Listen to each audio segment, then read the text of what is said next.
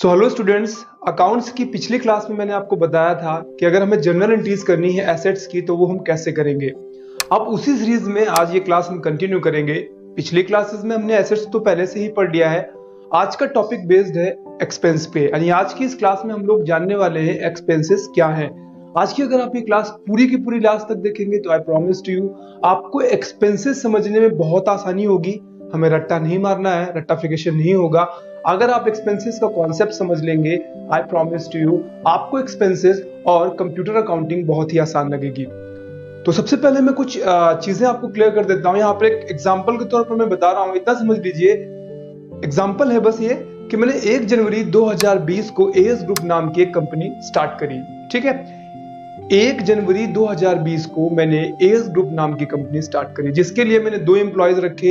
Employ number A जिसको मैं salary देता हूं 10,000 रुपए, और एम्प्लॉय नंबर बी जिसको मैं देता हूं सैलरी 5,000 रुपीज। यानी यहाँ पर मैंने एएस ग्रुप नाम की एक फर्म स्टार्ट की 1 जनवरी 2020 को, जिसमें मैंने 2 एम्प्लॉयज रखे हैं। एम्प्लॉय नंबर 1 ए जिसको मैं 10,000 रुपए पर महीने की सैलरी दूंगा, और एम्प्लॉय नंबर 2 होगा जिसको मैं हर महीने का 5,000 रुपीज सैलरी दूंगा। इसके बाद चूंकि मेरे पास खुद की बिल्डिंग नहीं है तो मैंने अपनी फर्म के लिए एक बिल्डिंग हायर की है, और उस बिल्डिंग के बदले मैं हर महीने बिल्डिंग रेंट दूंगा। वो बिल्डिंग रेंट होगा 10,000 रुपीज। तो यहां से 1 जनवरी 2020 को मेरा बिजनेस स्टार्ट हो जाएगा। अब होगा क्या, 1 जनवरी 2020 को मैंने बिजनेस शुरू किया था इन सारी चीजों के साथ। अब आज तारीख है 1 फरवरी 2020 की, 1 ऑफ फरवरी 2020। अब आज का सीन क्या रहेगा, चूंकि हमने 1 तारीख को 2 एम्प्लॉयज हायर किए थे, तो आज से 1 तारीख उनका 1 महीना कंप्लीट हो गया है। अब क्या होगा, वो दोनों लोग जिनको मुझे दोनों को मिला करके 15,000 रुपए देने हैं, वो मेरे से मांगेंगे कि मुझे सैलरी दे दीजिए। साथ ही साथ 1 महीने तक मैंने बिल्डिंग को भी यूज किया है, तो वहां पर बिल्डिंग जो ऑनर होगा, लैंड लॉर्ड होगा, वो भी आकर हमसे क्या मांगेगा, हमसे बिल्डिंग रेंट मांगेगा। तो यहाँ पर अब 2 चीजें हमें पे करनी है। एक है सैलरी जो कि टोटल मिलाकर है 15,000 रुपए, और एक है बिल्डिंग रेंट जो कि हो गया है 10,000 रुपए। 1 फरवरी के दिन ये हमें पे करना है। तो इससे पहले पे तो हम करेंगे ही करेंगे। एक्चुअली हम यहाँ पर बिल्डिंग रेंट या हम सैलरी नहीं पे करेंगे। 1 महीने तक हमने काम करा लिया है या फिर हमने चीजों को यूज कर लिया है। 1 महीने तक मैंने बिल्डिंग को यूज किया है तो मुझे देना है बिल्डिंग रेंट, और 1 महीने तक मैंने 2 एम्प्लॉयज के सर्विसेज को लिया है तो मुझे उनको देना है सैलरी। अब क्वेश्चन ये आता है कि हम उनको क्या देंगे, तो उनको हम कैश देंगे, क्योंकि बिल्डिंग रेंट का कलर किसी ने नहीं देखा है। बिल्डिंग रेंट तो नाम का कोई चीज होती भी नहीं है, ना ही सैलरी नाम की चीज होती है। जब वो बंदा हमसे सैलरी मांगेगा, जो दोनों लोग हमसे सैलरी मांगेंगे, तो हम उनको सैलरी नहीं देंगे, हम उनको कैश देंगे। एक बंदे को हम 10,000 रुपए देंगे और दूसरे को हम 5,000 रुपए देंगे। यानी कि यहाँ पर सैलरी एक मात्र वर्ड यूज किया गया है, रियलिटी में सैलरी वर्ड होता ही नहीं है। हम उन दोनों को मिलाकर के 15,000 रुपए देंगे, वो की कैश होगा। हालांकि उसके पीछे का रीजन बताया जाएगा सैलरी। ऐसे ही बिल्डिंग जो रेंट वाला होगा सिस्टम, उसमें हम क्या करेंगे, उसमें हम 10,000 रुपए कैश देंगे और पीछे का रीजन होगा बिल्डिंग रेंट। अब क्वेश्चन ये आता है कि मैंने आपको एसेट्स में बताया था कि एसेट्स वो वैल्यूज हैं जिनका लाभ हम फ्यूचर में लेते हैं। तो क्या ये एसेट्स हैं? 1 फरवरी के दिन जब मैं पेमेंट कर रहा हूं 10 या 15,000 रुपए का उन दोनों एम्प्लॉयज को, तो क्या उनका लाभ मैं फ्यूचर में लूंगा या मैं पहले ही ले चुका हूं? ऐसे ही बिल्डिंग रेंट में दे रहा हूं यहाँ पे 1 फरवरी 2020 को, चूंकि मैंने 1 जनवरी 2020 को वो जगह ली थी, तो क्या यहाँ पर जो मैं पेमेंट 10,000 रुपए करूंगा, क्या इसका लाभ मैं फ्यूचर में लूंगा या ले चुका हूं? बस यही आपको समझना है। एसेट्स की जो परिभाषा होती है, डेफिनेशन होती है, एसेट्स वो वैल्यूज हैं जिनका लाभ हम फ्यूचर में लेंगे, जबकि एक्सपेंसेस वो वैल्यूज हैं जिनका लाभ हम पहले ही ले चुके हैं। तो यहाँ पर अगर क्वेश्चन आता है कि 15,000 जब हम पेमेंट करेंगे तो यहाँ पर तो कैश तो जाएगा, लेकिन पीछे का जो रीजन बताया जाएगा वो रीजन होगा कि हमने दूसरों की सर्विसेज को ले लिया है। सर्विसेज 2 टाइप की है यहाँ पर, एक तो बिल्डिंग रेंट है और दूसरा है आपके पास सैलरी। तो ये दोनों ही सर्विसेज को हमने यूज किया है और यूज करने के बाद हम पेमेंट कर रहे हैं। तो बस इतना समझ लीजिए, जब 1 फरवरी को आपके द्वारा यानी मेरे द्वारा पेमेंट किया जा रहा है, टोटल मिलाकर यहाँ पर 25,000 रुपए, तो 25,000 रुपए के सर्विसेज हम पहले ही ले चुके हैं। अगर हम एडवांस में किसी को पेमेंट करते हैं तो उसे कहते हैं एसेट्स, और अगर हमने किसी को काम कराया है और काम कराने के बाद हम पेमेंट करते हैं तो उसको बोलते हैं एक्सपेंस। यानी कि ए और बी दोनों मिलाकर अगर मेरे से 1 फरवरी को आकर पेमेंट लेते हैं 15,000 रुपए, तो मैं ये कहूंगा, क्योंकि मैंने कहा जिसी का काम करा लेना नहीं किसी की सर्विसेज को ले लेना एक्सपेंस कहलाता है। एक तारीख आएगी ऑटोमेटिकली हमारा एक्सपेंस बढ़कर हो गया है 25,000 रुपए, क्यों? क्योंकि पहले महीने जब मैंने यहाँ पर बिजनेस स्टार्ट किया था 1 जनवरी 2020 को, तो मेरी फर्म के द्वारा किया गया एक्सपेंस था 0। क्यों? क्योंकि एक्सपेंस का मतलब होता है किसी के सर्विसेज को यूज करना, और 1 तारीख को जब मैंने बिजनेस स्टार्ट किया था उससे पहले मैंने किसी की भी सर्विसेज को यूज नहीं किया था। लेकिन 1 तारीख को जैसे ही मैंने बिजनेस स्टार्ट किया, इसके बाद 1 फरवरी तक मैंने लोगों से काम कराया। इसका मतलब ये हुआ उन लोगों का काम मैंने कराया है, उनसे वर्क लिया है, तो मेरा एक्सपेंस बढ़ गया है। एक्सपेंस का मतलब होता है किसी के सर्विसेज को यूज करना, भले ही आप उसको पेमेंट करो ना करो। अगर आपने किसी की भी सर्विसेज को यूज किया है तो उन्हें आप अपना एक्सपेंस रिकॉर्ड करोगे। तो इसका मतलब ये हुआ 1 महीना जैसे ही कंप्लीट होगा, 1 महीने बाद आप अपनी फर्म का 25,000 रुपीज एक्सपेंस रिकॉर्ड करोगे। अब यहाँ पे क्वेश्चन ये आता है, क्या एक्सपेंस बढ़ा है या घटा है? हम भले ही उसको पेमेंट कर दे लेकिन फिर भी एक्सपेंस बढ़ा है, क्योंकि सबसे पहले मैंने एक्सपेंस कितना था 0 1 जनवरी को, और 1 फरवरी को एक्सपेंस कितना हो गया है? टोटल मिलाकर एक्सपेंस हो गया है 25,000 रुपीज, जिसमें 15,000 है सैलरी और 10,000 है बिल्डिंग रेंट। अब यहाँ पे समझने वाली बात ये है कि बिल्डिंग रेंट या सैलरी ये क्या है। देखिए, ये सारे के सारे एक्सपेंसेस ही हैं। एक्सपेंस के नाम कुछ भी हो सकते हैं, जैसे हमने पिछली क्लास में एसेट्स के बारे में पढ़ा था। एसेट्स कैश भी होते हैं, एसेट्स वो तो करंट एसेट्स होता है, और अगर आपके पास कोई कंप्यूटर है, लैपटॉप है, फर्नीचर है, वो भी एसेट्स होते हैं, लेकिन उनको हम लोग नॉन करंट एसेट्स कहते हैं। ऐसे ही एक्सपेंसेस ही है सारे। अगर आप किसी की भी सर्विसेज को यूज करोगे उसे एक्सपेंस ही कहोगे। एक्सपेंस के नाम कुछ भी हो सकते हैं, ढेर सारे नाम है। कभी बिल्डिंग रेंट आएगा, कभी इलेक्ट्रिसिटी बिल आएगा, कभी सैलरी आएगा, कभी वेजेस आएगा, कभी ट्रांसपोर्ट आएगा। कुल मिला के काम कराने के बाद अगर आप किसी को भी पेमेंट करोगे, या काम सिर्फ करा लोगे, पेमेंट करो ना करो, उसे आप एक्सपेंस ही रिकॉर्ड करोगे। एक चीज और समझाने के लिए यहाँ पर हम बात करते हैं। 1 फरवरी को जब वो दोनों लोग मेरे से पैसे लेने आए हैं, तो उनको मुझे टोटल मिला के देना था 15,000 रुपए। वही जो मेरा बिल्डिंग का ऑनर आया है मेरे से बिल्डिंग लेने, उसको मुझे देना था 10,000 रुपए। टोटल मिला के मुझे देने थे 25,000 रुपए। अब यहाँ पे थोड़ा चेंज हुआ है। जो दोनों ए और बी एम्प्लॉय है, उनको यहाँ कुछ इमरजेंसी है, इस वजह से वो मेरे से बोल रहे हैं कि सर हमें आप 15,000 जो दोनों को मिलाकर देना था, उसकी जगह पे आप हमें 30,000 रुपीज दे दीजिए, 30,000 रुपए दे दीजिए। अब मेन चीज ये, जब हम उसको 30,000 रुपए देंगे, उन्होंने बोला अगले महीने हम काम कर देंगे आपका। 1 महीने तो हम कर चुके हैं पहले से, तो उसका 15,000 रुपए तो हो गया। अब बाकी का जो 1 महीना होगा अगला वाला, यानी 1 फरवरी से 1 मार्च तक जो हम काम करेंगे, उसका पेमेंट वो हमसे एडवांस में मांग रहे हैं कि उसके बाद हमें आपको पेमेंट करने की जरूरत नहीं है, आप हमें पेमेंट मत करिएगा, उसका पेमेंट हमें पहले से दे दीजिए। तो यहां पर सोचने वाली बात यह है कि हम 1 फरवरी 2020 को उन दोनों एम्प्लॉयज को मिलाकर जिनको हमें देना था 15,000 रुपए, उसको हम दे रहे हैं 30,000 रुपए। 15,000 का काम पहले से कर लिया और 15,000 एडवांस। अब यहाँ पे क्वेश्चन आता है कि एक्सपेंस कितना होगा और एसेट्स कितने होंगे। ध्यान रखिए, यह एक्सपेंस क्या पूरा होगा? तो जी नहीं, एक्सपेंस मात्र 15,000 रुपए होगा, क्योंकि हमने 15,000 रुपए का ही काम करवाया है। तो यहाँ पर जो 15,000 रुपए जाएगा वो एक्सपेंस में जाएगा, और बाकी का जो 15,000 होगा वो जाएगा एसेट्स में। एसेट्स का मतलब होता है हर एक वो वैल्यू जिसका लाभ हम फ्यूचर लेंगे, उसे हम लोग बोलते हैं एसेट्स। तो यहाँ पर जब आप एंट्री बनाओगे तो वहां पर सैलरी रिकॉर्ड करोगे, वो दोनों 15,000 रुपए, और जो एडवांस वाली होगी इसको बोलेंगे प्रीपेड सैलरी। ध्यान रखिए, प्रीपेड वर्ड यूज करने का मतलब होता है कि पहले से पेमेंट कर दिया है और काम नहीं कराया है। तो काम नहीं कराया मतलब काम बाद में कराएंगे, और काम बाद में कराएंगे का मतलब ये होता है कि वो आपका एसेट्स है, क्योंकि उसका लाभ आप फ्यूचर में लेंगे। यही अगर आप बिल्डिंग रेंट दे रहे हो तो वो एक्सपेंस है, क्योंकि बिल्डिंग रेंट होती है, बिल्डिंग को यूज करने के बाद दिया जाता है। लेकिन अगर आपने एडवांस में पेमेंट किसी को भी किया है तो उसको बोलते हैं प्रीपेड बिल्डिंग रेंट, यानी पहले से पे कर दिया, बिल्डिंग बाद में यूज करेंगे, उसे हम लोग एसेट्स बोलते हैं। एक्सपेंस पहले यूज कर लो और एसेट्स क्या है बाद में यूज करेंगे। तो यहाँ पर ऐसे बहुत सारे वर्ड्स आएंगे। कभी प्रीपेड वेजेस आएगा, वेजेस एक्सपेंस है क्योंकि वेजेस हम लोग लेबर की सर्विसेज को यूज करने के बाद देते हैं, और प्रीपेड वेजेस एक प्रकार का एसेट्स है। क्यों? क्योंकि उसको हम पहले पेमेंट कर देते हैं और बाद में उससे काम कराते हैं। मतलब क्या हुआ, हम एक लेबर लेके आए हैं जिसकी मान लीजिए 200 रुपए दिहाड़ी पर हम उसको लेके आए हैं, तो 200 रुपए जब मैं उसको लेके आया, सुबह उसने काम करने से पहले बोला कि मुझे सर 50 रुपए दे दीजिए और मुझे थोड़ा दवाई वगैरह लेना है, इसके बाद आप शाम को मुझे 150 रुपए दे दीजिएगा। तो जो ये 50 रुपए आप उसको एक्स्ट्रा एडवांस में देते हो जिसका आपने काम नहीं कराया है, ये ध्यान रखिए एक्सपेंस नहीं कहलाएगा, इसको हम प्रीपेड वेजेस बोलेंगे। क्यों? क्योंकि उस 50 रुपए का काम वो बाद में करेगा, तो इसको हम लोग बोलेंगे एसेट्स। एसेट्स का मतलब होता है फ्यूचर में लाभ लेना, बाद में लाभ लेना, और एक्सपेंस का मतलब होता है काम कराने के बाद आपको। जैसे वही है, मार्केट से आपने गाड़ी यानी ट्रांसपोर्ट हायर किया, माल लदवाया, और माल लदवा के आप यहाँ तक ले आए हैं अपनी फर्म तक, फिर आप पेमेंट करोगे तो एक्सपेंस है। माल लदवाया और वो लेकर यहां तक नहीं आया है, पहले से आपने उसको पेमेंट कर दिया, तो वो आपका एसेट्स कहलाएगा। उसको हम लोग फिर ट्रांसपोर्ट चार्ज नहीं बोलेंगे, उसको हम प्रीपेड ट्रांसपोर्ट चार्ज बोलेंगे। ऐसे ही फ्यूल के लिए है, अगर पेट्रोल आपके पास आ गया है फिर आप पेमेंट करते हो तो उसको बोलते हैं पेट्रोल चार्ज। नहीं आया है, एडवांस में पेमेंट कर रहे हो आप, उसको बोलते हैं एडवांस में prepaid fuel charge. Prepaid fuel charge क्या होता है? प्रीपेड फ्यूल चार्ज होता है एसेट्स। ध्यान रखिए किसी भी वर्ड में अगर आपने पहले से प्रीपेड वर्ड लगा दिया तो फिर वो एक्सपेंस नहीं रहता, क्योंकि वो प्री है, पहले से पे कर दिया गया, सर्विसेज बाद में ली जाएंगी।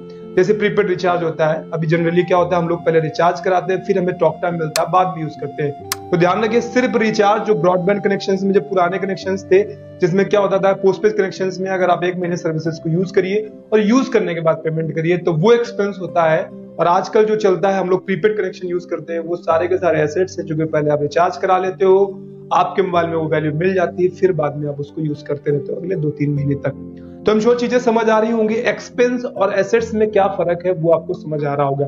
अब हम लोग देखते हैं यहाँ पर डेफिनेशन। तो यहाँ पे एक्सपेंस की डेफिनेशन आपके सामने दिख रही है, क्या लिखा हुआ है? लिखा हुआ है एक्सपेंस वो वैल्यूज है जिनका लाभ फर्म के द्वारा पहले ही ले लिया गया है।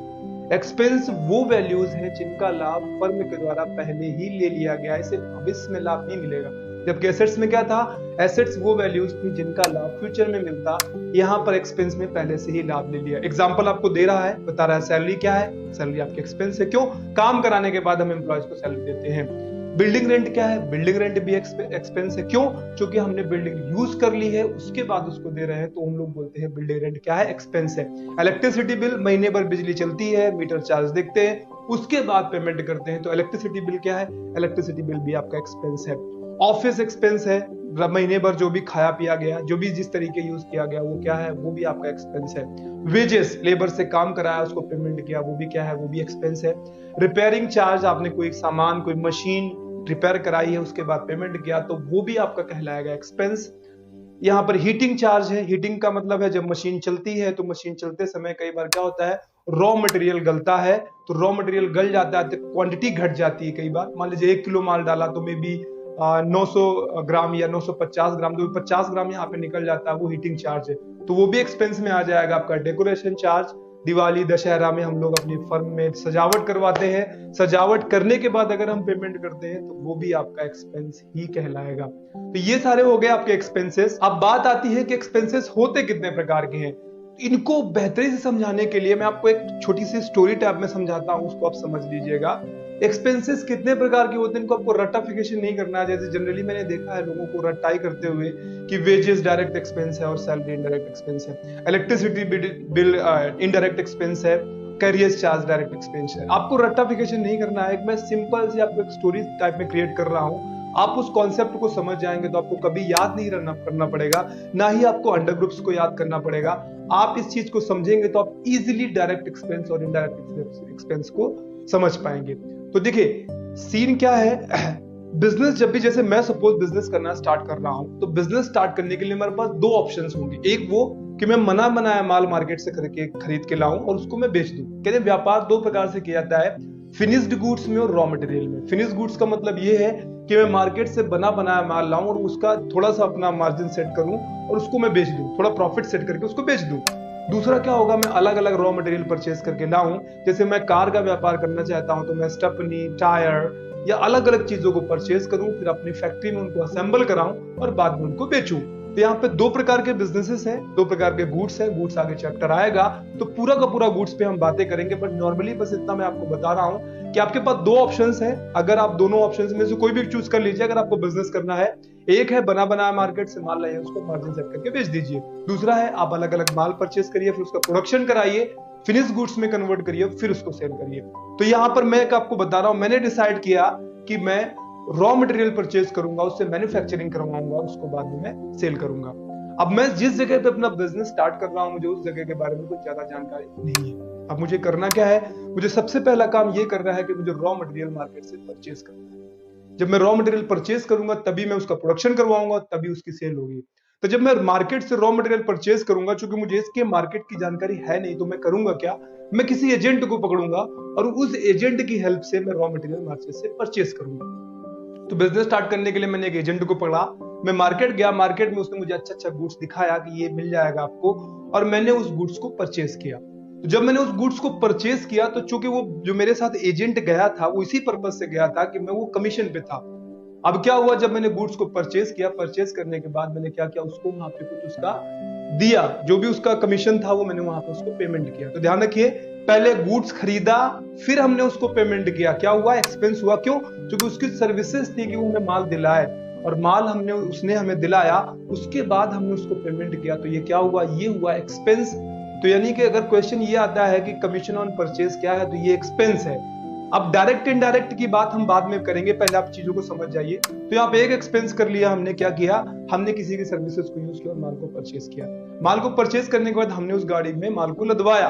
तो जब हम गाड़ी में माल लदवाएंगे तो हम वेजेस यानी लेबरी, इसको वेजेस बोलते हैं, हमने लेबर्स की सर्विसेज ली और वो गाड़ी जो है गाड़ी में लोड करवा दिया। लोड करने के बाद क्या हुआ, वहां पर हमने वेजेस दिए। तो दो एक्सपेंसेस हमने कर लिए यहाँ पर, पहला कमीशन ऑन परचेज जो मैंने एजेंट को दिया था, दूसरा जिससे मैंने माल लोड करवाया। कई बार ये नहीं लगता है, क्योंकि जो क्लाइंट होता है वो खुद ही माल लोड करवा देता है। अगर आपका लग रहा है तो मेंशन करिए, नहीं लग रहा है तो मत मेंशन करिए। माल लोड करके आप उसे फैक्ट्री तक लेके आओगे, तो जब आप माल अपना फैक्ट्री पे लेके आओगे, वहां से लदवा करके फैक्ट्री तक का आपको भाड़ा देना पड़ेगा, जिसको बोलते हैं कैरियर चार्ज या ट्रांसपोर्ट चार्ज, अपनी लैंग्वेज में कुछ भी बोलिए। तो माल आपने मार्केट से परचेज किया और उसको लेकर आया फैक्ट्री तक। फैक्ट्री लाने के बाद आपने क्या किया, वहां पे उस बीच के टाइम का आपने पेमेंट किया, इसको बोलते हैं कैरियर चार्ज। तो ये क्या होगा, ये भी आपका एक्सपेंस होगा। क्यों? क्योंकि माल फैक्ट्री तक आ गया है, फैक्ट्री आने के बाद आप पेमेंट कर रहे हो। तो ये हो गया आपका एक प्रकार का एक्सपेंस।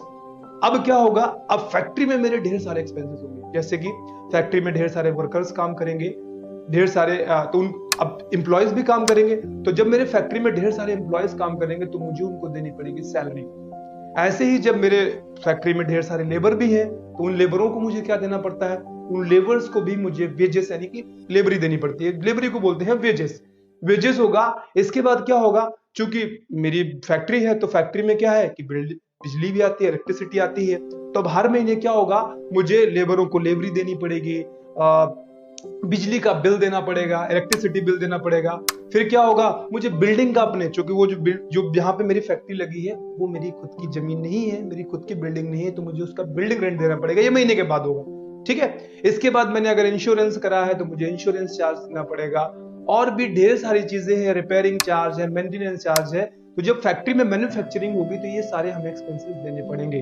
तो ये सारे हम कब देंगे, काम खत्म करने के बाद। मैन्युफैक्चरिंग यानी एक महीना कंप्लीट हो जाएगा, एक महीने तक लेबरों से काम कराएंगे, एम्प्लॉयज से काम कराएंगे, एक महीने तक हम बिजली यूज करेंगे, एक महीने तक हम बिल्डिंग यूज करेंगे। सारा कुछ यूज करने के बाद एक महीने के बाद उसका पेमेंट करेंगे। ये सारे के सारे एक्सपेंस को हम लोग एक्सपेंस ही कहेंगे। इनफैक्ट सारी के सारी जो भी चीजें होंगी एक्सपेंस कहेंगे, ठीक है। अब इसके बाद आता है फिर क्या करेंगे, एक महीने तक काम कराने के बाद हमारा माल फैक्ट्री में बनकर रेडी हो गया है। अब हम क्या करना चाहते हैं, इस माल को हम सेल करना चाहते हैं। तो सेल करने के पहले ये माल हम फैक्ट्री पे डंप नहीं करेंगे, इसे हम गोडाउन में डंप करेंगे। ध्यान रखिए, बड़ी बड़ी फर्म्स के गोडाउन होते हैं, हो सकता है आपकी फर्म के पास गोडाउन ना हो। यहाँ पर मैं डीपली बता रहा हूं, अपने हिसाब से एडजस्ट कर लीजिएगा। माल हमारा रेडी हो गया है, माल रेडी होने के बाद फिर हमने उसको ट्रांसपोर्ट पे लदवाया, और लदवाने के बाद हम उसको ले गए कहाँ पे, अपने गोडाउन में डंप कर दिया। अब जब मैंने गोडाउन में माल डंप किया है तो गोडाउन में भी एम्प्लॉयज हैं, उनको सैलरी देंगे, गोडाउन में भी लेबर्स हैं, उनको वेजेस देंगे, गोडाउन में भी बिजली का बिल आता है तो उनको भी हम इलेक्ट्रिसिटी बिल देंगे, गोडाउन का भी बिल्डिंग रेंट देना पड़ता है हमें, गोडाउन का भी इंश्योरेंस है तो इंश्योरेंस चार्ज भी देना पड़ता है। तो ये सारा एक्सपेंस आपका गोडाउन में भी होगा। सारी चीजों को यूज करने के बाद आप पेमेंट करोगे। फिर क्या होगा, गोडाउन से होते हुए माल हमारा जाएगा शोरूम में माल की सेल होगी, ठीक है। तो जब माल हमारा गोडाउन से होता हुआ फिर जाएगा शोरूम में, तो शोरूम के बीच का जब माल लद के जाएगा जिस भी ट्रांसपोर्ट से, हमें उसका भी पेमेंट करना पड़ेगा। तो क्या होगा, जब माल हमारा जा रहा होगा तो जाते समय ट्रांसपोर्ट चार्ज लगेगा, वो पे करिए, वो भी एक्सपेंस है जो कि यूज करने के बाद पे करेंगे।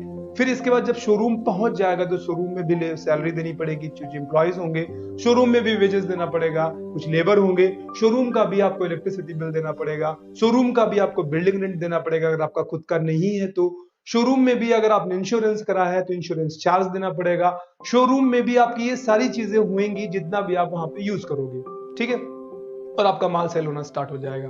अब लास्ट में बात ये आती है कि ये सारे के सारे एक्सपेंसेस हो रहे हैं अलग अलग जगह पे, कुछ फैक्ट्री पे हुए थे, कुछ माल को परचेज करते समय हुए थे, कुछ गोडाउन्स में हो रहे हैं, कुछ आपके शोरूम में हो रहे हैं, और इन सारी चीजों को मैनेज करने के लिए एक हेड ऑफिस होगा। हेड ऑफिस में मेन ऑनर बैठेगा या मैनेजर बैठेगा, वो सारी जगहों को मैनेज करेगा। हेड ऑफिस से परचेजिंग का भी डिटेलिंग लिया जाता है, हेड ऑफिस से फैक्ट्री का भी डिटेलिंग लिया जाता है, हेड ऑफिस से ही आपका जो गोडाउन है उसकी भी डिटेलिंग ली जाती है, और हेड ऑफिस से ही आपके शोरूम में जो सेल हो रही है वो भी देखी जाती है। तो हेड ऑफिस भी होगा जो इन सारी की सारी जगहों को मैनेज करेगा, और वहां के भी कुछ खर्चे होंगे। हेड ऑफिस में भी कुछ एम्प्लॉयज होंगे जिनकी सैलरी देनी पड़ेगी, हेड ऑफिस में भी कुछ लेबर्स होंगे चाय पानी पिलाने के लिए, उनको वेजेस देना पड़ेगा, हेड ऑफिस का भी इलेक्ट्रिसिटी बिल आएगा। हेड ऑफिस में भी कई सारे बिल्डिंग रेंट, अगर आपकी खुद की बिल्डिंग नहीं है तो देनी पड़ेगी, ठीक है। इंश्योरेंस करा है तो इंश्योरेंस दे दीजिए। तो ये सारे एक्सपेंसेस आपके हेड ऑफिस में ही आएंगे। तो ये हैं तो सारे एक्सपेंसेस हम समझ गए। अब क्वेश्चन ये आता है कि अगर हमें छटनी करनी है इनमें से कि डायरेक्ट एक्सपेंसेस कौन से हैं और इनडायरेक्ट एक्सपेंसेस कौन से हैं। थोड़ी देर पहले मैंने आपको बताया था कि एक्सपेंसेस टाइप्स भी होते हैं, एक्सपेंस दो प्रकार के होते हैं। इसमें से आ जाता है नंबर 1 पे आता है डायरेक्ट और नंबर 2 पे आता है इनडायरेक्ट। अब आपको याद नहीं करना, इसी में से मैं आपको समझा देता हूं। आपका माल यानी गुड्स मार्केट से जब आप परचेज करते हो से लेकर के फैक्ट्री में जब तक का प्रोडक्शन होता है, माल आपने मार्केट से परचेज किया है से लेकर के जब तक आपके फैक्ट्री में प्रोडक्शन होता है, तब तक उसमें जितने भी एक्सपेंसेस आते हैं वो सारे के सारे डायरेक्ट एक्सपेंसेस कहलाते हैं। यानी कि कमीशन और परचेज क्या है? डायरेक्ट एक्सपेंस है। आपका जब माल लोड हुआ था स्टार्टिंग में जो वेजेस लगा वो क्या है? वो भी आपका डायरेक्ट एक्सपेंस है।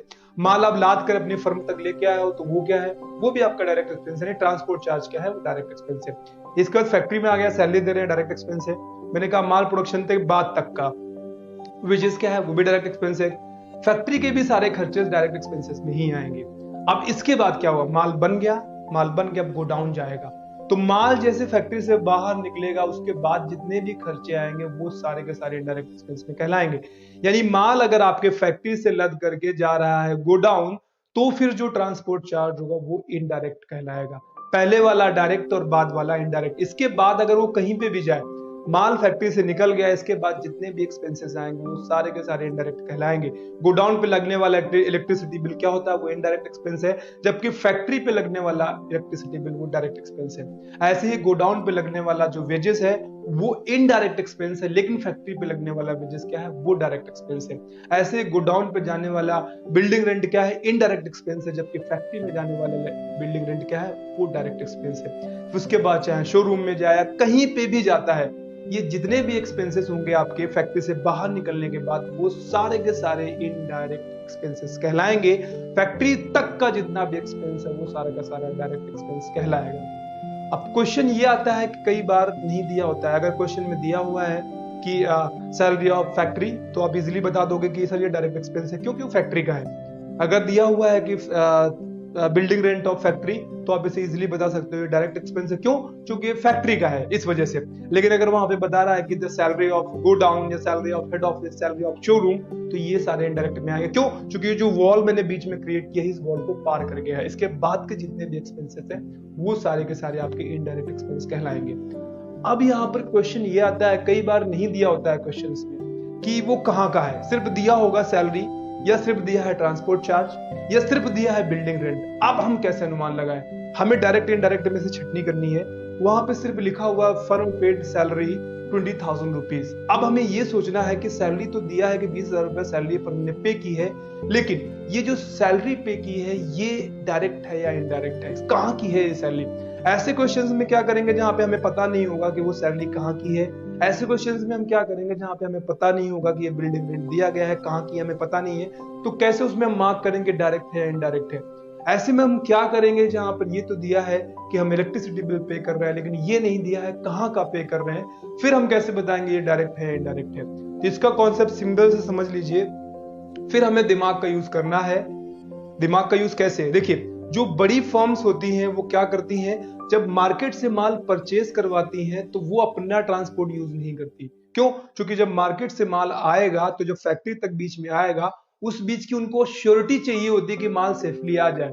अगर अपना खुद का ट्रांसपोर्ट भेजेंगे तो माल के बीच में कहीं भी कोई दिक्कत आएगी तो उसका वो क्लेम किससे मांगेंगे? क्योंकि उन्होंने खुद का ट्रांसपोर्ट यूज किया है। तो क्या करते हैं जो बड़ी बड़ी फर्म्स होती हैं, वो माल जब मार्केट से परचेज करा के अपने यहाँ तक लेके आती हैं फैक्ट्री तक, उसके लिए वो पब्लिक ट्रांसपोर्ट पे करती हैं, इसीलिए पब्लिक ट्रांसपोर्ट वहां पे कैरियर चार्ज वो पे करती है। उसे कैरियज इनवर्ड बोलते हैं। जब आपका फैक्ट्री में माल आएगा उसे बोलते हैं कैरियज इनवर्ड, और जब फैक्ट्री से बाहर निकलता है उसको बोलते हैं carriage outward. Simply carriage inward दिया है तो आप बता सकते हो डायरेक्ट एक्सपेंस है, कैरियज आउटवर्ड दिया है तो ये इनडायरेक्ट एक्सपेंस है। तो मतलब अगर नहीं दिया है कि सिर्फ कैरियर्स दिया है तो ये मान लीजिए फिर ये है कि फर्म्स जो होती हैं वो सिर्फ ट्रांसपोर्ट यूज करती हैं माल को फैक्ट्री तक लाने के लिए। इसके बाद उनका माल जब गोडाउन जाता है या शोरूम जाता है उसके लिए वो खुद का ट्रांसपोर्ट रखते हैं। और आप जाकर इसको चेक भी कर सकते हैं, मार्केट में जितनी भी बड़ी बड़ी फर्म्स हैं या इनफैक्ट छोटी छोटी फर्म्स भी हैं, तो वो जब मार्केट से माल रॉ मटेरियल मंगाते हैं तभी वो पब्लिक ट्रांसपोर्ट का यूज करते हैं, नहीं तो उसके बाद वो खुद ही के उनके ट्रांसपोर्ट्स होते हैं जिनका वो यूज करते रहते हैं। इसका मतलब क्या हुआ, फर्म को ट्रांसपोर्ट चार्ज पे करना पड़ता है माल मंगाने तक का। तो ट्रांसपोर्ट चार्ज कहाँ में जाएगा, और डायरेक्ट एक्सपेंस में जाएगा। क्यों? क्योंकि इसका मतलब ये है कि ट्रांसपोर्ट कब यूज किया गया है तभी। फिर वहां पे अनुमान ही लगाना है, आपको गेस करना है, अगर दिया नहीं तो फिर आपको गेस करना है। दूसरा वेजेस, जितने लेबर्स फैक्ट्री में अकेले होंगे उतने आपको तीनों जगहों पे मिला के नहीं होंगे। सबसे ज्यादा लेबर्स कहाँ पे होते हैं, वो फैक्ट्री में होते हैं। तो वेजेस क्या होगा, वो डायरेक्ट एक्सपेंस। अगर दिया है कि वेजेस कहाँ का है तो कोई बात ही नहीं, अगर नहीं दिया है सिर्फ वेजेस दिया है तो इतना समझ लीजिएगा फिर वो वेजेस फैक्ट्री का ही होगा, वो डायरेक्ट एक्सपेंस में जाएगा। सैलरी कहाँ पे जाएगा, तो देखिए आपकी जो फैक्ट्री होगी वहां पे इंप्लॉयज कम होंगे, वहां पे लेबर ज्यादा होंगे। इंप्लॉयज ज्यादा कहाँ होंगे, शोरूम में। इंप्लॉयज ज्यादा कहाँ होंगे, वो आपके हेड ऑफिस में होंगे। तो अगर ये क्वेश्चन आता है कि सैलरी पे की गई है तो फिर आप उसमें अगर नहीं दिया है कहां की है तो फिर उसको आप इनडायरेक्ट एक्सपेंस मान के चलोगे, क्योंकि गो डाउन, शोरूम और हेड ऑफिस के मिलाकर के जितने भी इंप्लॉयज होंगे उनकी क्वांटिटी बहुत ज्यादा होगी, तो इसका मतलब वो इनडायरेक्ट एक्सपेंस में जाएगा। Same to same electricity bill के साथ होगा आपका। इलेक्ट्रिसिटी बिल जो होगा वो 3 जगहों का ज्यादा आएगा, एक जगह कंपैरिजन, वहां पर go down plus showroom plus head office का मिलाकर के इलेक्ट्रिसिटी बिल ज्यादा आएगा, वहां कंपैरिजन। तो सिर्फ इलेक्ट्रिसिटी बिल दिया है तो उसे आप इनडायरेक्ट एक्सपेंस में मानेंगे। ऑफिस एक्सपेंस कहाँ आएगा, वो तो ऑफिस में आएगा, वो तो ऑटोमेटिकली इनडायरेक्ट एक्सपेंस में आ जाएगा। तो हम छोटी चीजें समझ आ रही होंगी, इतना समझ लीजिए अगर प्रोडक्शन तक जितना भी एक एक्सपेंस आता है वो सारा का सारा होता है डायरेक्ट, और प्रोडक्शन के बाद जितना भी एक्सपेंस आता है वो सारा का सारा होता है इनडायरेक्ट। जैसे एडवर्टीजमेंट चार्ज है तो ध्यान रखें फैक्ट्री का कोई एडवर्टाइज नहीं कराता है, एडवर्टाइजमेंट जो होता है वो आपके शोरूम का होता है, तो एडवर्टाइजमेंट चार्ज काहे में जाएगा, ये भी आपका डायरेक्ट एक्सपेंस में जाएगा। ऐसे अब बस आपको फिर उस सिचुएशन में क्या करना है, आपको अनुमान लगाना, याद करने की जरूरत नहीं है, क्योंकि इतने ढेर सारे वर्ड्स आगे आने वाले हैं, आप उन चीजों को याद नहीं कर सकते हो, बस अपना दिमाग में इतना कॉन्सेप्ट रखना है और आप इन चीजों को आसानी से कर पाओगे।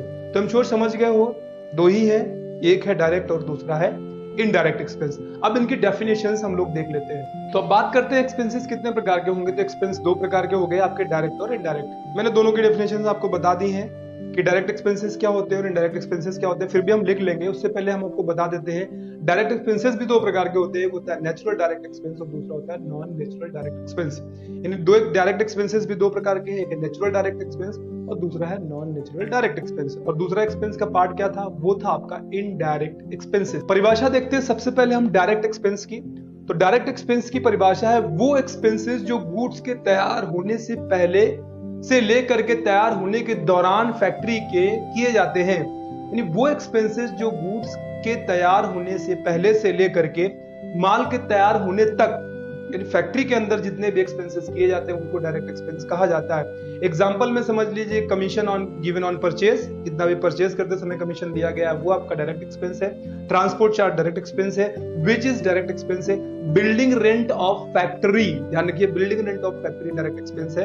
आप फैक्ट्री हटा देंगे तो फिर ऑटोमेटिकली वो इनडायरेक्ट में चला जाएगा। Salary paid of factory, factory की सैलरी जो पी गई है वो है आपकी सारी की सारी डायरेक्ट। इनडायरेक्ट एक्सपेंस की परिभाषा क्या होगी, तो वो एक्सपेंसेस जो गुड की प्रोडक्शन फैक्ट्री के बाहर निकलते ही से लेकर के जितने भी गुड्स के बिकने तक किए जाते हैं वो सारे के सारे इनडायरेक्ट एक्सपेंसेस कहलाते हैं। यानी फैक्ट्री से माल निकल गया है, इसके बाद वो सेल होगा, जितने भी सेल के दौरान जितने भी बीच में एक्सपेंसेस आएंगे वो सारे के सारे आपके इनडायरेक्ट एक्सपेंसेस कहलाएंगे। एग्जांपल में समझ लीजिए कमीशन गिवन ऑन सेल। अब इसका मतलब क्या हुआ, सेलिंग कराने के लिए कई बार हमें एजेंट रखने पड़ते हैं, वो कस्टमर्स को लेके आते हैं, सेल होता है, सेल होने के बाद हमें उनको कुछ कमीशन देना पड़ता है, ये आपका इनडायरेक्ट एक्सपेंस है। ऐसे ही सैलरी, मैंने कहा अगर सैलरी नहीं लिखी है कहाँ की है तो उसे हम ऑलरेडी ऑफिस या शोरूम का मान के चलते हैं, तो ये भी इनडायरेक्ट है।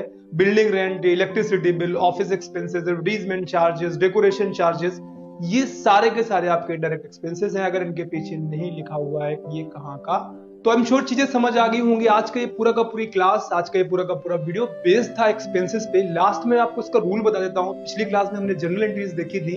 अब हम क्या करेंगे, हमने एक्सपेंसेस को समझ लिया है, अब हम एक्सपेंसेस की छटनी कर सकते हैं। एसेट्स और एक्सपेंसेस दोनों को ही हमने पढ़ लिया है। अगली क्लास में इन दोनों का ही इस्तेमाल करेंगे, हम जनरल एंट्रीज करेंगे। पिछली क्लास में मात्र हमने एसेट्स की एंट्रीज की थी। अब हम क्या करेंगे, एक्सपेंसेस भी हम जान गए हैं और एक्सपेंसेस का भी यूज करते हुए जब हम जनरल एंट्रीज करेंगे। तो यहाँ पर हम बता देते हैं एक्सपेंसेस का रूल भी सेम टू सेम है जो रूल था आपका एसेट्स का। जब भी आपकी फर्म के लिए एक्सपेंसेस बढ़ेंगे यानी प्लस होंगे, उनको आप बाय या डीआर करेंगे, और जब भी आपकी फर्म के लिए एक्सपेंसेस घटेंगे तो उनको हम टू या सीआर करेंगे। इस रूल को याद कर लीजिए, दिमाग में बिठा लीजिए, और इसका इस्तेमाल करेंगे हम जनरल एंट्रीज को करने के लिए। आज की क्लास फिलहाल यहीं पे खत्म होती है। अगली क्लास में हम लोग एक्सपेंस और एसेट्स दोनों का इस्तेमाल करते हुए जनरल एंट्रीज को देखेंगे। आज की क्लास में फिलहाल इतना ही। बहुत जल्द यानी कल फिर मिलेंगे, कोशिश करेंगे कल फिर मिलने की। तब तक अपना खूब सारा